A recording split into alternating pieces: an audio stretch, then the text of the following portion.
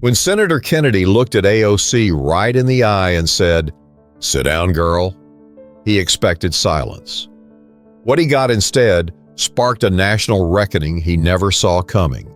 The room wasn't just tense, it was electric.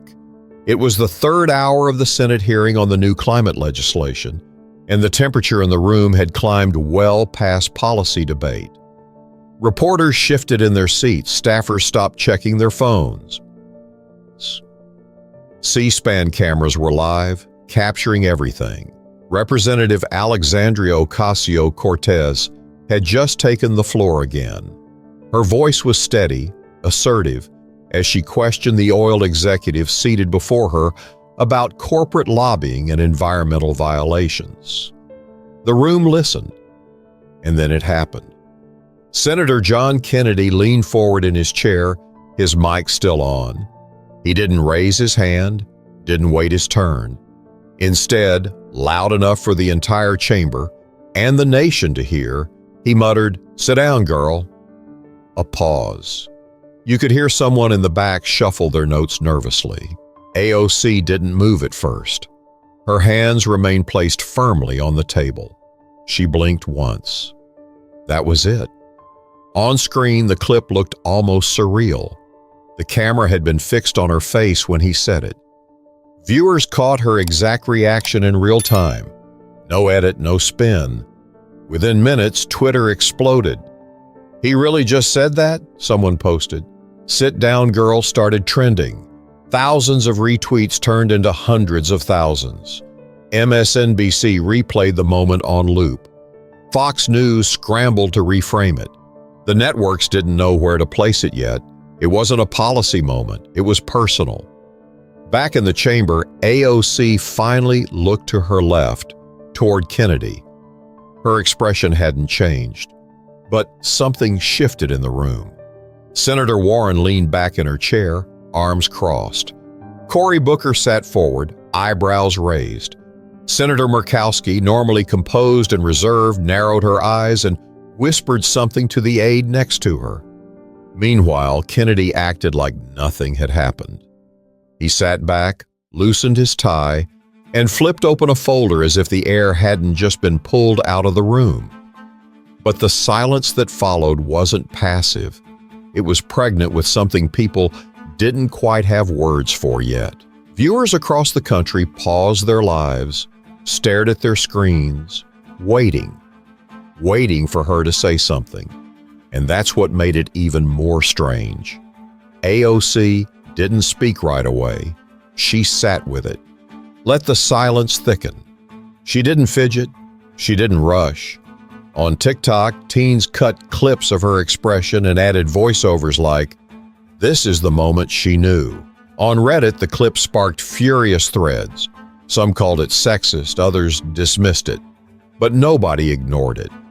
In Phoenix, Arizona, a group of high schoolers in a civics class watched it together, their teacher replaying the clip twice. In Birmingham, a woman in a nail salon turned her phone screen around to show the whole room what had just happened. In Spokane, a group of truckers at a diner stared at the TV in silence before one of them shook his head and muttered, "She better not let that slide." It wasn't just political, it was human. The phrase, "sit down, girl," hit in a way people recognized, even if they didn't want to admit it. It sounded like the kind of thing women heard in boardrooms, classrooms, during job interviews, or even in their own families. Dismissive, patronizing, designed to reduce, to shrink. And that's what kept people watching. The clip went viral before the hearing even ended. Celebrities chimed in. Cardi B tweeted, "She better light his tail up." Reese Witherspoon posted, "It's 2025 and this is still happening?" By dinner time, producers were rushing to get AOC on camera for interviews. But she stayed in the hearing, and when she finally spoke, everything shifted. But before we get to her response, something was already building online, in living rooms, and inside the chamber itself. She didn't raise her voice. She didn't ask for order. Alexandria Ocasio-Cortez simply adjusted the mic and leaned forward, the same way someone would if they were about to explain something difficult to a room full of people who didn't want to hear it. There was no shaking in her voice, not even a pause for effect, just a deep, steady breath. "Senator Kennedy," she said, her tone level but piercing, "I was elected the same way you were. I serve my constituents just like you do yours. And I came here prepared to speak, not to be dismissed like I'm interrupting someone's golf game." The room went still. It wasn't a performance. It didn't need to be.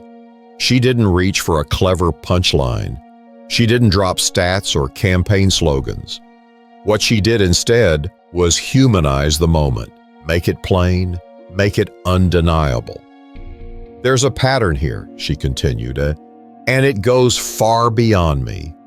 It's about how women, especially younger women, women of color, get spoken to when we dare to speak with clarity, with evidence, or just without apology." That was the line that cracked something open. A murmur stirred across the hearing room. People shifted in their chairs, not uncomfortably, but like they were sitting up straighter, like they knew this wasn't just a footnote anymore. They were witnessing something real. Kennedy tilted his head, half smirking, but he wasn't saying much now. "You may not like my politics," AOC went on, "and that's fine, that's democracy. But you will not reduce me to a stereotype because it's easier than engaging with what I'm saying." Her words were surgical, not in tone but in precision. Every sentence had weight. Not one of them was rushed. Even some senators who usually rolled their eyes at her were listening. Across the chamber, Senator Lisa Murkowski, sitting 2 rows behind Kennedy, leaned toward her aide again. This time, she didn't whisper. She just said, loud enough to be picked up on a nearby mic, "She's not wrong." Meanwhile, on social media, the live captioning of AOC's words was being posted in real time. The clip jumped platforms: Facebook, TikTok, Instagram Reels. Teenagers were editing it into their homework breaks. Teachers were already thinking about using it in class discussions the next day. In homes across the country, parents were calling their daughters into the room. "You've got to hear what she just said." Back in the hearing, AOC didn't grandstand. She just wrapped up with a simple sentence. "I came here to represent people, not to be told to sit down." She didn't wait for applause. She didn't need it. She slid the mic back, picked up her folder, and continued with a line of questioning she had started before Kennedy interrupted her. It was like she had placed a stone on the table and walked away, knowing full well everyone would be staring at it for days. And she was right. The clip of her response hit YouTube with a firestorm. One version had 1.2 million views by the time she left the chamber. People weren't just reacting to what she said. They were reacting to how she said it. Not angry, not theatrical, just calm, like she was used to it. And that's what struck a nerve. Because millions of women watching had been in that room in one way or another. Not literally, but in job interviews, staff meetings, courtrooms, classrooms. They'd been interrupted, dismissed, told they were too emotional or out of place. And they'd trained themselves to respond without losing control. Because the world judged their tone more than it judged the insult. That's why the response hit harder than the comment. In Toledo, a group of nurses on break huddled around one phone watching her clip. One of them, Keisha, teared up a little and said, "She said that for all of us." In Las Cruces, New Mexico, a retired Army sergeant replayed the speech 3 times before texting it to his daughter with the message, "You remind me of her." In Sacramento, a college junior named Marnie stitched the video on TikTok with a simple caption, "This is what composure looks like." AOC left the chamber that day without saying another word to Kennedy. She didn't have to. But that silence after her statement said everything. But Far from Washington, in a small break room in southern Ohio, someone else was watching closely and about to add her voice to the moment in a way no one expected. It started with one tweet, then 3, then thousands. "Sit down, girl," isn't just disrespectful, it's disgusting, someone posted. "Imagine talking to a sitting congresswoman like she's a misbehaving student. Kennedy needs to resign," another wrote. But what hit harder than outrage was recognition. People weren't just mad, they understood what had just happened, because they'd seen it before, heard it before, lived it before. By 4 p.m., Kennedy's office issued a statement through a junior staffer. Senator Kennedy did not intend to cause offense. He believes in robust debate and the value of all voices in the legislative process. The language was stiff, carefully worded, sanitized, and it didn't work. The comment sections filled with clips of him making similar remarks in the past, eye rolls during women's testimony, offhanded jokes during interviews. Some called it just Kennedy being Kennedy. But this time, it was different. The moment had been too public. Journalists started calling staffers on the Hill for reactions. Most offered no comment. But one anonymous aide told a reporter from the Oregonian, "You should have seen the look on his face when she spoke, like someone had turned the lights on." On CNN, a legal analyst noted, "This wasn't a gaffe, it was a choice, and it was meant to put her in her place. The problem is, he picked the wrong person to try that on." The clip reached 5 million views by dinner time. By the time Kennedy made his first public appearance that evening at a conservative fundraiser in Tulsa, he walked on stage to polite applause, but a noticeable shift in tone. Some supporters smiled, others watched carefully. A few reporters stationed in the back didn't even raise their cameras. He opened with a joke, something about kids today and their social media outrage, but it didn't land. Not this time. Meanwhile, on MSNBC, former Senator Claire McCaskill sat in front of a split screen showing Kennedy's remark on the left and AOC's response on the right. "This wasn't just sexist," she said. "It was institutional. It's the kind of thing that's been tolerated so long, people forgot to be shocked. But now they are." Over on TikTok, the #SitDownGirl hashtag had become a movement. Women from every age group began posting videos of their own sit-down moments, job interviews where they were interrupted, meetings where their ideas were stolen, conversations where they were told to calm down. In Seattle, a nurse practitioner shared a story about being told by a doctor, "You're cute when you're serious." In Albany, a 52-year-old mother recounted the time her male coworker called her sweetheart in front of clients. Every video added fuel. It wasn't about AOC anymore. It was about what she represented. Even celebrities got involved. Viola Davis posted, "When one of us stands tall, we all do."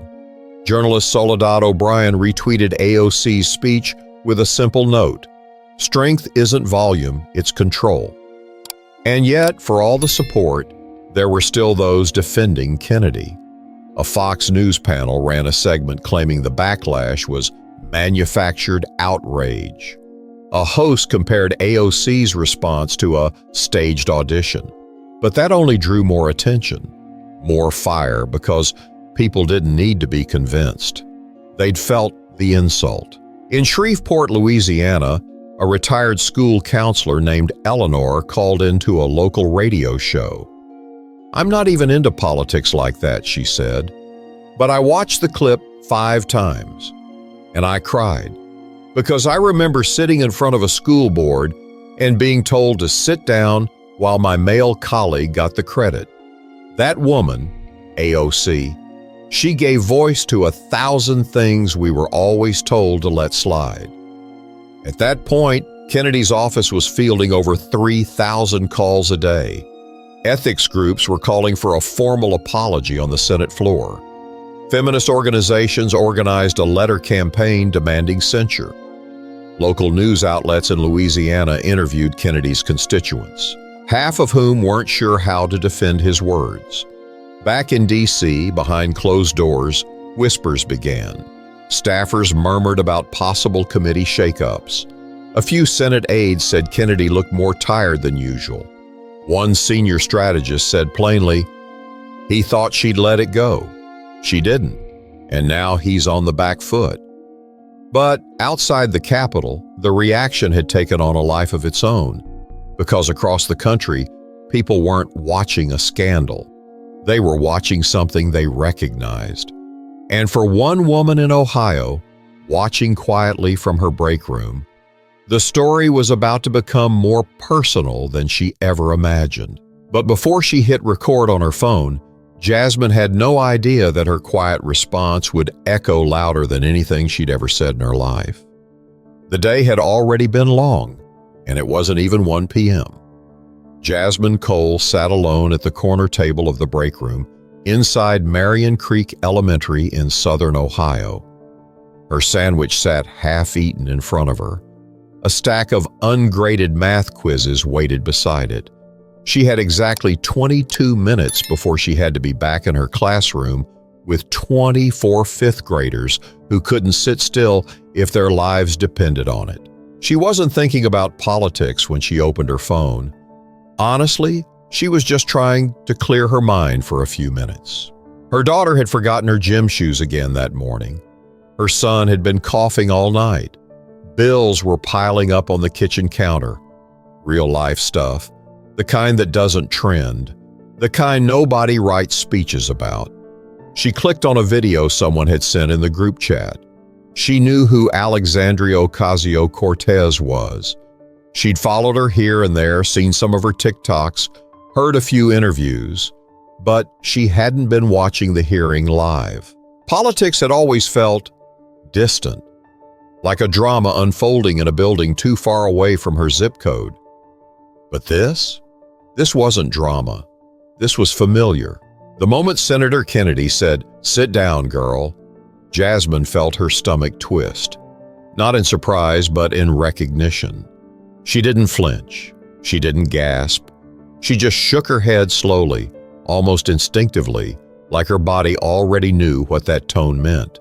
She'd heard it before, not those exact words, but the tone, the dismissal, the casual authority behind it. When she was 24 and asking her principal to be considered for a lead teaching role. When she was explaining school funding to a room full of mostly male board members. When she asked for a raise after 10 years of service and was told, "You're already lucky to have a stable job." She didn't watch the clip once. She watched it 4 times. Not because she didn't believe it, but because AOC's response felt rare. Jasmine was used to people trying to joke their way out of moments like that, or getting flustered, or walking away. But this woman, she stayed in her chair, calm, clear, direct. Jasmine opened her camera app. She didn't plan anything, no script, no lighting, just her and the same tired break room where she'd eaten lunch every day for 8 years. She hit record. "I don't usually say anything about this kind of stuff," she began. "But I just saw that clip of Representative Ocasio-Cortez being told to sit down, girl, during a Senate hearing." She paused, looked away for a second, then looked back. "And I just want to say this. What she did after that meant something." She talked for 3 minutes about how that moment reminded her of why she teaches her daughter to speak clearly and without apology. About how women, especially Black and brown women, are often expected to take it and stay polite. About how AOC didn't get loud, but didn't get small either. That's what I want my daughter to see. Not someone being perfect, but someone being prepared. Someone who doesn't let moments like that pass without saying something back. She finished the video, looked at it once, and thought about deleting it. Instead, she posted it. At first, it was just a few likes, a couple comments from fellow teachers. Her cousin shared it on Facebook. But then, someone she didn't know retweeted it with the caption, This is what it's about." By the time Jasmine walked back into her classroom, the video had over 80,000 views. At 3:15 p.m., while she was helping a student pack up for dismissal, her phone vibrated again and again. A CNN producer had DM'd her asking for permission to use the clip. An email from Good Morning America popped up. Her best friend texted, "Girl, you're going viral." She didn't know what to do. She still hadn't graded those math quizzes. She sat in her car that evening watching the number climb. Comments flooded in from women around the country, teachers, nurses, young moms, retirees. Even a woman from Kansas City who wrote, "I'm 67 years old. I've waited my whole life to hear someone say what you just said." Jasmine wasn't trying to go viral. She wasn't trying to make a point. She was just tired of letting these moments slip by like they didn't matter.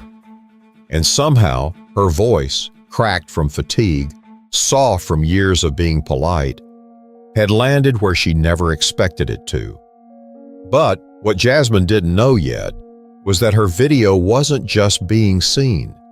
It was being remembered by people who had the power to put her face in front of the whole country.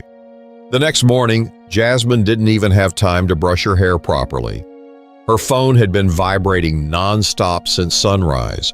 Her cousin in Detroit called at 6:12 a.m. to say she'd just seen her on the local news. "Jazz, you're everywhere. You might want to check Twitter." When Jasmine opened her phone, the video she'd recorded in the break room had crossed 2.7 million views. And it wasn't just numbers now, it was headlines. Ohio teacher speaks out after AOC Senate moment. That meant something. The woman who gave America its reflection back. Teacher's message goes viral. We don't get loud, we don't get small. She wasn't used to this. Not the attention, not the interviews, not the constant sound of people repeating her name. She still had a full school day ahead of her. Her son had a field trip. Her daughter was rehearsing for a school play. Life wasn't about to pause just because strangers started watching. But before she could even open her front door, a producer from CBS This Morning was calling. They wanted her live on air by 8:30 a.m. A driver was already en route. In the car, Jasmine sat in silence, trying to pull together her thoughts. She wasn't a politician. She wasn't a public speaker. She was just tired. Tired of being told to let things go. Tired of having to act like moments like this were not that deep. She thought about what she would say if the host asked her why the moment had hit so hard. And all she could think was, because it keeps happening. When she sat down in front of the camera, she looked straight ahead, not rehearsed, not media trained, just honest. "I don't think I said anything special," she began. "I just told the truth about what that moment felt like." Because for so many of us, it wasn't shocking. It was familiar. The host leaned in.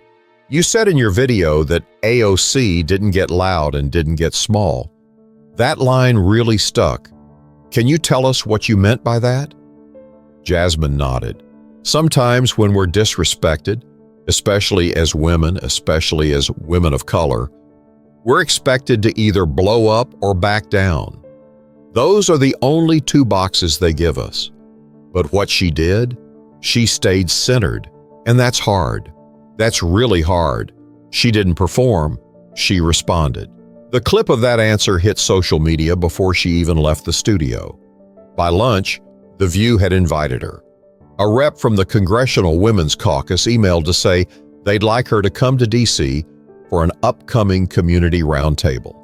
Her school district's superintendent called to say they were proud of her, but also, "We're getting a lot of calls." Still, Jasmine made it back to her classroom by 1:05 p.m. The kids didn't know much about politics, but they had seen her on their parents' phones. "Ms. Cole, are you famous now?" one of them asked. She just laughed and said, "No, baby." I just said what I felt." Meanwhile, more and more women were using her words. Don't get loud, don't get small.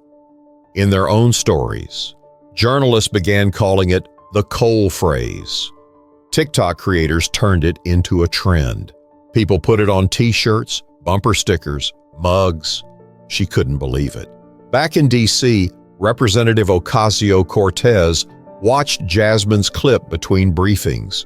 Someone had texted it to her, and she'd replayed it twice. The message was clear, honest, rooted in real life. She turned to her communications director and said, "We need to meet her." A few calls later, Jasmine received a personal invitation to attend a bipartisan women's leadership forum in Cincinnati the following week. Hosted by the Congressional Women's Caucus, the event was designed to highlight real voices behind public change. The email ended with, "We believe your story and your presence would mean something." Jasmine read it 3 times before exhaling. She didn't ask for any of this, but now that people were listening, she wasn't going to waste the moment. But just as Jasmine's name began to rise, the pressure inside Kennedy's office reached a breaking point, and his carefully maintained image was starting to fracture. By Thursday morning, Senator John Kennedy was no longer in control of the story. What began as a smirk and a throwaway insult had spiraled into a political firestorm. And for the first time in years, his trademark wit, the kind that usually drew laughs from friendly crowds, wasn't working. Inside his office on Capitol Hill, aides scrambled. One staffer was reportedly in tears after answering calls from constituents all morning. Another refused to come in, citing a hostile press environment.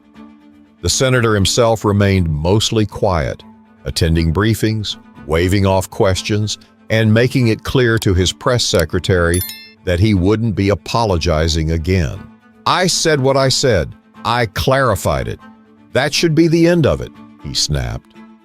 But it wasn't the end, because this time, people weren't just upset about a comment, they were upset about a pattern. Clips of Kennedy interrupting female colleagues in past hearings resurfaced. His 2019 remark to a university student during a town hall, "Maybe you ought to let the men finish before you jump in," was reposted and reshared across platforms. Cable news analysts began using phrases like public tone deafness and institutional arrogance. A New Orleans newspaper ran the headline, "Kennedy's sit-down moment may define his legacy." Behind closed doors, Republican strategists voiced concern.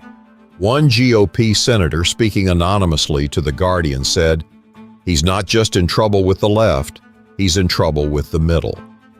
What rattled Kennedy even more was the reaction from his own supporters. In Baton Rouge, a longtime donor withdrew a planned $25,000 contribution. In Lafayette, a conservative women's business association canceled his upcoming appearance, citing values misalignment. And at a local radio interview in Monroe, a host who once praised Kennedy to the heavens asked him bluntly, "Do you believe what you said was appropriate for a public servant?" His answer, "People are too sensitive these days," only made things worse. Across the aisle, Democratic leaders didn't have to say much. The moment spoke for itself. But it was Senator Lisa Murkowski who made the first meaningful public gesture. Standing outside her office, surrounded by a small group of reporters, she said, "I may not agree with Representative Ocasio-Cortez on many issues, but I respect her role, and I respect how she handled that moment. What she said, what she represented, that deserves acknowledgement." Her words hit harder than expected, not because they were dramatic, but because they were rare. A Republican senator openly defending a progressive congresswoman? That doesn't happen often. Kennedy's team rushed to respond, but there was no clean angle to spin. Every attempt to reframe his words, "He was joking," "He meant no harm," "It was out of context," only amplified the fact that people weren't buying it. Meanwhile, back in Louisiana, small protests began forming. In Lafayette, a group of local teachers stood outside Kennedy's district office with signs that read, "We don't sit down," and "She spoke for us too." In Alexandria, college students held a teach-in about gender dynamics in leadership, and that's when the ethics committee stepped in. On Friday morning, Kennedy's office received a formal notice, a request for him to appear before the Senate Ethics Committee to clarify remarks made during an official hearing. It wasn't a subpoena, it wasn't a charge, but it was the first crack in what had always felt like unshakable political armor. Inside the Capitol, whispers grew louder. "He's on the ropes," one aide said. "His own party's embarrassed," said another. For Kennedy, the embarrassment wasn't just national, it was personal. A close friend of his from law school reportedly told the Times-Picayune, "He's rattled, he won't admit it, but he knows he lost the room that day." But perhaps the most unexpected moment came late Friday afternoon. During a local television appearance in Baton Rouge, Kennedy finally looked tired. The interviewer, a woman in her 40s, didn't push hard, but she did ask one final question. If you could go back and do it differently, would you? There was a pause. Not long, but just long enough. Kennedy adjusted his tie and said, "I don't think the words I used were respectful. I regret that." It wasn't quite an apology, but it was something, and it aired just in time to make the 6 o'clock news. Still, the tide had turned.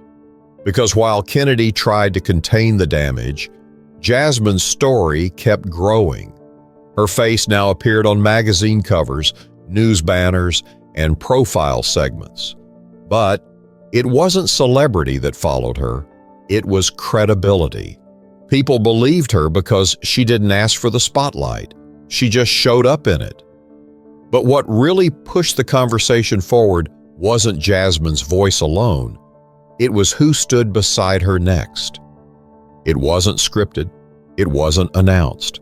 It happened quietly, with just a few dozen people present in a modest committee chamber on the second floor of the Hart Senate office building. Senator Lisa Murkowski had asked to speak. The hearing wasn't even related to the climate bill. It was about forest conservation grants, and the room was only half full.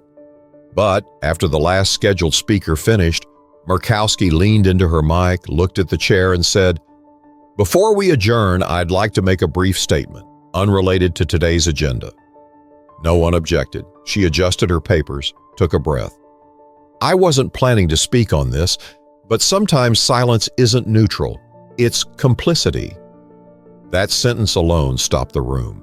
She didn't raise her voice or point fingers. Her words came evenly, as if she'd been practicing them, not because she wanted to, but because she had to. "I've been a part of this institution for more than 20 years. I've watched how women are spoken to in this chamber. I've seen how they're interrupted, how their authority is challenged, not by argument, but by tone. And last week, I saw a colleague of mine, Representative Ocasio-Cortez, face that on national television." People leaned in. Phones quietly began recording. "I do not agree with everything Representative Ocasio-Cortez says. We're on different sides of many issues. But in that moment, she wasn't a Democrat or a Republican. She was a woman doing her job. And she was told to sit down, girl." That wasn't a joke. It wasn't politics. It was disrespect. You could hear the air change. She continued, her hands folded on the table. When someone tells a woman to sit down in the middle of her professional work, it's not just rude.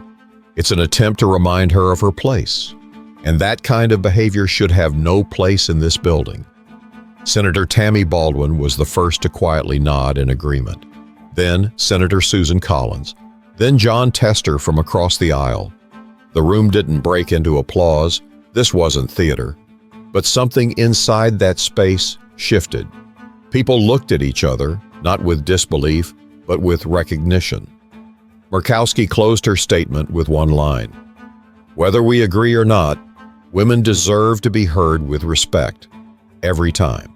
That clip aired on PBS NewsHour that night and quickly went viral. Commentators across networks played it on repeat, not just because it was rare for one senator to defend another across party lines, but because it was so specific. Murkowski didn't speak in broad cliches or hide behind safe language.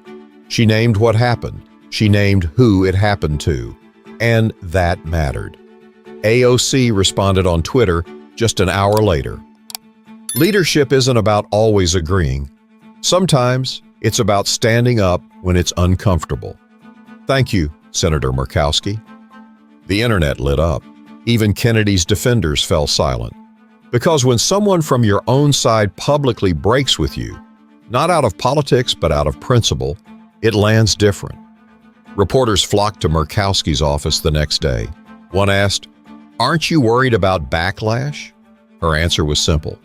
"I'm more worried about being the kind of leader I promised I'd be when I took office." Meanwhile, Jasmine sat in her living room, watching the moment play out live. She paused the video, rewound, watched it again. Her daughter Ava walked in holding her social studies homework and asked, "Is that the lady who stood up for the other lady?" Jasmine smiled. "Yeah, baby, that's her." She didn't expect it, but something about that small exchange made her eyes sting. Because this was more than support. It was a signal, a crack in the wall, proof that respect and decency weren't owned by one side of the aisle. And for women like Jasmine, who had spent years fighting for acknowledgement in small classrooms and PTA meetings, it felt like a new kind of permission to be bold, to be vocal, and to expect something better from the people in power. AOC's team later confirmed that the two women, Murkowski and Ocasio-Cortez, had spoken briefly by phone the following day. Sources close to the call said the conversation was cordial, direct, and deeply respectful. There were no press releases, no photo ops, just two elected officials talking like grown adults about dignity and consequence. But those few minutes spoke volumes to the rest of the country. But what happened after that moment wasn't just more conversation. It was a movement that was already taking shape far beyond Washington. It didn't look like a movement. It looked like a handwritten sign taped to the door of a bakery in Athens, Georgia. "We don't sit down, we stand together." It looked like a Sunday school lesson in El Paso where a teacher paused to show her class a clip from the hearing saying, "This is what grace under pressure looks like." It looked like hundreds of small moments piling up across the country, quiet, local, uncoordinated, but unmistakably connected. The conversation that began in Washington had traveled to kitchen tables, office break rooms, gym locker rooms, and classrooms. People weren't just reacting anymore, they were reflecting. In Fresno, California, a group of middle school girls asked their guidance counselor if they could organize a Respect Your Voice Day inspired by Jasmine's video. They printed quotes from her and AOC on index cards and handed them out during lunch. One girl wrote on her card, "My voice matters, even if I'm still figuring it out." In Pittsburgh, a Veterans Community Center hosted a forum titled Speaking Without Apology. A 73-year-old retired Marine shared a story about his daughter being dismissed in a city council meeting years ago. She didn't back down, she just held her ground. And now, watching this whole thing, I know she wasn't alone. And in Flagstaff, Arizona, an independent bookstore created a window display with books by women leaders titled simply, "Don't Sit Down." It wasn't about AOC anymore. It wasn't even about Kennedy. It had become about everyone else, about the people watching who'd been in those moments themselves, talked over, waved aside, questioned for speaking clearly. People didn't need someone to shout for them. They needed someone to show them how to hold steady when the floor shook. And Jasmine? She kept receiving messages by the hundreds. A former nurse in Milwaukee wrote, "You reminded me I wasn't weak for not shouting. I was strong for staying calm." A woman from Little Rock said, "Your video helped me talk to my teenage son about how to speak to girls with respect." Even some men, quietly without fanfare, started listening. One email from a man named Arthur, a retired electrician from Scranton, simply read, "Never thought I'd be learning about decency from a viral video, but here I am." Jasmine couldn't keep up with all the responses.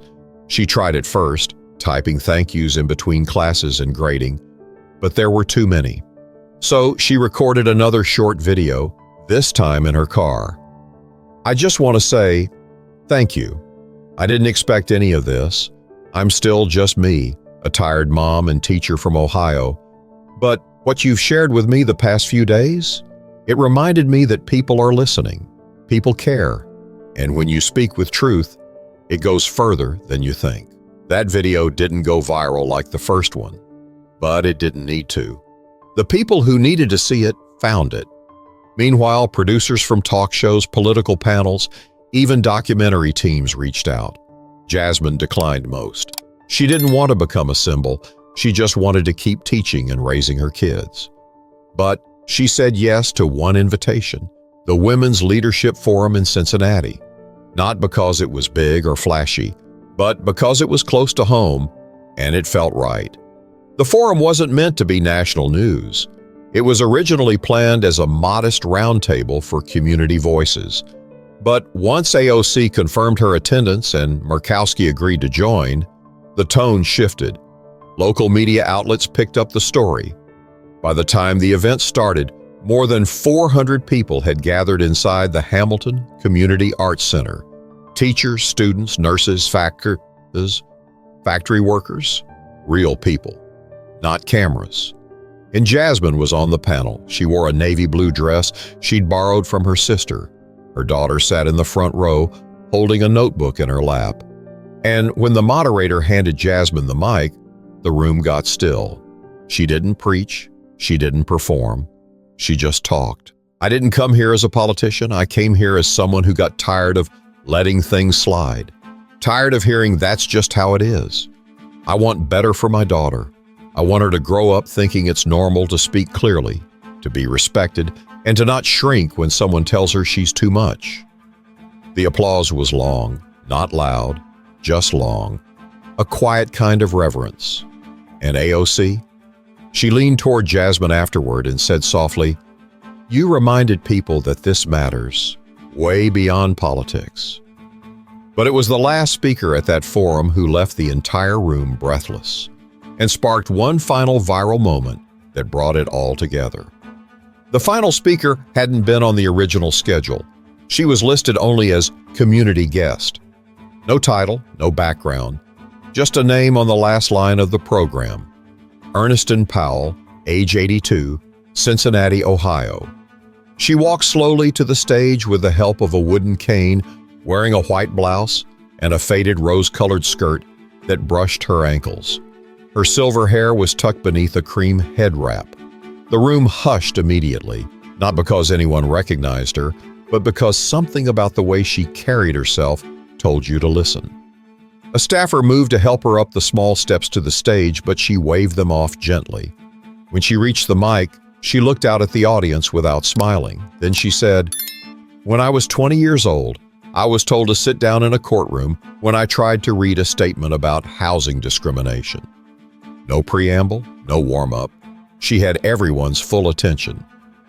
The bailiff looked me in the eye and said, "You're not here to speak, young lady. You're here to observe." I never forgot his face. I never forgot that tone. It wasn't loud. It didn't need to be. It said everything. She paused. And I did sit down that day because I was afraid. The room was silent. Even the babies being held in the back row seemed to stop fussing. "But now I'm 82 years old," she continued, her voice calm but firm. "And I just watched a young woman stand up in a room full of senators and refuse to shrink. And I watched another young woman, a teacher, tell the whole country why that mattered. And I thought to myself, maybe I sat down then so they could stand up now." A few people in the audience gasped. One woman in the third row began to cry softly into her scarf. Ernestine didn't try to stir applause. She just spoke like someone who'd waited a long time to say these words. I don't know politics, I don't have Twitter, but I know what it means to hold your head up when someone tells you not to. And I came here today just to say, it's not too late. It's never too late to speak. AOC placed her hand over her chest. Jasmine wiped her cheek and reached for her daughter's hand. The moderator didn't even try to close the session after Ernestine's speech. They just let her voice hang in the air. Someone in the back of the room stood and began to clap. Then another, and another, until the entire room was on its feet. It wasn't the wild cheering you see at political rallies. It was something deeper, slower, like people applauding their own mothers, their aunts, their teachers, like saying thank you to someone who just said what you'd always felt but never quite knew how to put into words. That clip, just under 3 minutes long, was posted by a local high school senior who attended the event as part of her journalism class. She captioned it simply, "The room stood still." Within 24 hours, the video hit 12 million views. News anchors started calling it the sit-down speech. Oprah mentioned it in an online column. Michelle Obama shared it with a caption that read, "Real leadership has no age limit." But perhaps the most powerful reaction came from a young activist in Oklahoma City who stitched Ernestine's video with her own face, eyes red from tears, saying, "I didn't know I needed to hear this from an 82-year-old woman in Ohio, but now I'll never forget it." Ernestine didn't know her words would go viral. She didn't even know what going viral really meant. When her granddaughter showed her the views on the video the next morning, she just smiled and said, "I guess I'm glad I came." And that was the thing. None of these women had set out to become symbols. AOC, Jasmine, Ernestine, they had all simply refused to shrink in the face of being told they didn't belong. And somehow their voices connected across generations, cities, and beliefs. Backstage after the event ended, Jasmine hugged Ernestine and whispered, "You said what I didn't know I needed to hear." Ernestine grinned. "Baby, you already knew it. I just reminded you." But in the days that followed, the moment continued to grow, reaching homes, classrooms, and front porches, proving that real change often begins when someone finally decides not to sit down anymore. The week after the forum, a quiet shift began to take hold. Not in headlines or hashtags, but in conversations that finally started sounding a little different. In a middle school classroom in Santa Rosa, a 12-year-old girl named Tiana raised her hand during a debate assignment and said, "I'm not finished speaking yet," when a classmate cut her off. Her teacher, stunned for a second, nodded and said, "Go ahead." No one laughed. Everyone listened. In a barbershop in Des Moines, a group of regulars were talking about the NFL when someone mentioned that AOC mess was still going. One man shrugged and said, "She stood her ground. I might not like her politics, but she earned my respect." No argument followed, just silence. Then someone passed him the clippers. In a retirement home in Boise, a book club of older women decided to switch their next read to a memoir by a female senator. "I just feel like we've stayed quiet too long," one said. "It's not about being angry, it's about being clear." The news cycle moved on, as it always does, but the memory of the moment stayed. And for those who had truly been paying attention, something had cracked open. Alexandria Ocasio-Cortez returned to the Hill, business as usual. She didn't launch a new campaign from the moment. She didn't pivot to capitalize on the attention. She simply kept doing the work. But her presence felt different now. Staffers nodded when she passed. Opponents lowered their voices during debates, not out of fear, but out of awareness. They had seen her at her calmest and clearest, and they knew she wasn't someone to be brushed aside. Senator Kennedy? He stayed quiet for a while. The Ethics Committee decided not to pursue formal action, but the hearing left a mark. His approval ratings dipped in key districts. He canceled a few speaking engagements. And when asked about the incident weeks later, all he said was, "I've learned to listen more." As for Jasmine, her life didn't return to normal exactly, but it found a new rhythm. She went back to her classroom, her kids, her routine.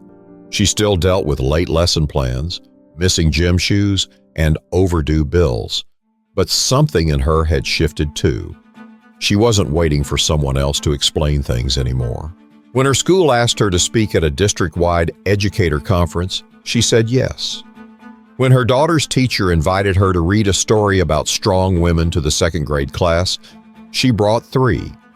And when her husband asked her what she wanted for her birthday, she said, "Time, just an hour to write something down."